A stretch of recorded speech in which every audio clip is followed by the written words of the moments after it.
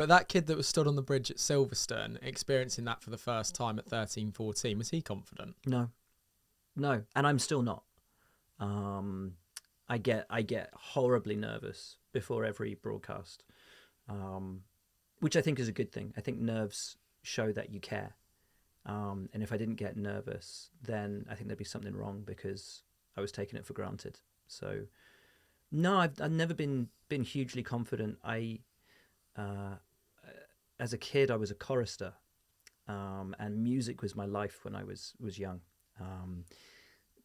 The daytime sort of schedule of a chorister at school age is you go in and you rehearse in the morning from 7 a.m. till 8 a.m. and you have to learn 3-4 pieces of music that morning.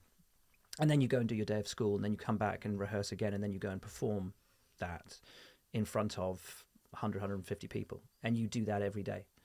And you do the same thing on a Saturday. And then on Sunday, you have 2, let's say performances, services, because you had the Eucharist and the Evensong on the Sunday. And I used to hate doing solos because I was always terrified I'd mess it up, which meant that I did mess it up, and then I'd end up in floods of tears. And I played piano and French horn and stuff like that, and I hated doing school concerts because every time I was front and center and having to play something by myself, I put so much pressure on myself to do it well that I messed it up and then ended up being really sad as a result. And so I never enjoyed playing music because there was so much pressure associated with it. In later years, I taught myself to play the guitar, and I've carried on playing piano, and I play that just for fun, and that's great. And I've gone and done open mic nights just for a bit of a giggle, and that's fun because the pressure's off, and that's okay.